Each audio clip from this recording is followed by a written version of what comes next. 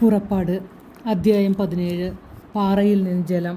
Israel സമൂഹം മുഴുവൻ scene മരുഭൂമിയിൽ നിന്ന് പുറപ്പെട്ടു.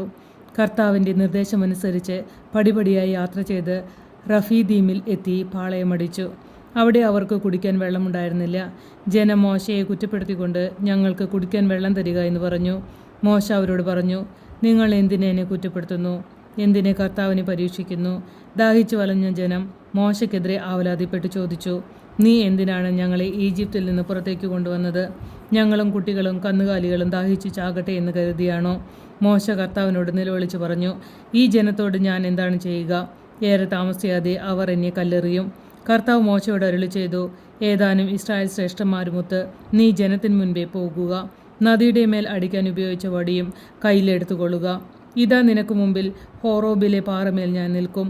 നീ ആ പാറയിൽ അടിക്കണം. അപ്പോൾ അതിൽ നിന്ന് ജനത്തിന് കുടിക്കാൻ വെള്ളം പുറപ്പെടും. ഇസ്രായേൽ ശ്രേഷ്ഠന്മാരുടെ സാന്നിധ്യത്തിൽ മോശ അങ്ങനെ ചെയ്തു. ഇസ്രായേൽക്കാർ അവിടെ വെച്ച് കലഹിച്ചതിനാലും കർത്താവ് ഞങ്ങളുടെ ഇടയിൽ ഉണ്ടോ ഇല്ലയോ എന്ന് ചോദിച്ചുകൊണ്ട് കർത്താവിനെ പരീക്ഷിച്ചതിനാലും മോശ ആ സ്ഥലത്തിന് മാസ എന്നും മെറീബ എന്നും പേരിട്ടു.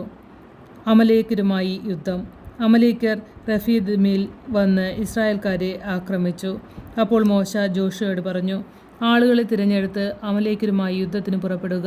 ഞാൻ നാളെ ദൈവത്തിൻ്റെ വടി കയ്യിലെടുത്ത് മലമുകളിൽ നിൽക്കും. മോശ പറഞ്ഞതനുസരിച്ച് ജോഷുവ അമലേക്കരുമായി യുദ്ധം ചെയ്തു. മോശ, അഹറോൻ, ഹൂർ എന്നിവർ മലമുകളിൽ കയറി നിന്നു. മോശ കരങ്ങൾ ഉയർത്തിപ്പിടിച്ചിരുന്നപ്പോഴെല്ലാം ഇസ്രായേൽ വിജയിച്ചു കൊണ്ടിരുന്നു. കരങ്ങൾ താഴ്ത്തിയപ്പോൾ അമലേക്കർക്കായിരുന്നു വിജയം. മോശയുടെ കൈകൾ കുഴഞ്ഞു. അപ്പോൾ അവർ ഒരു കല്ല് നീക്കിയിട്ട് കൊടുത്തു. മോശ അതിന്മേലിരുന്നു. അഹ്റോനും ഹൂറും അവൻ്റെ കൈകൾ ഉയർത്തിപ്പിടിച്ചുകൊണ്ട് ഇരുവശങ്ങളിലും നിന്നു. സൂര്യാസ്തമയം വരെ അവൻ്റെ കൈകൾ ഉയർന്നു തന്നെ നിന്നു. ജോഷുവ അമലേക്കിനെയും അവൻ്റെ ആളുകളെയും വാളുകൊണ്ട് അരിഞ്ഞു വീഴ്ത്തി.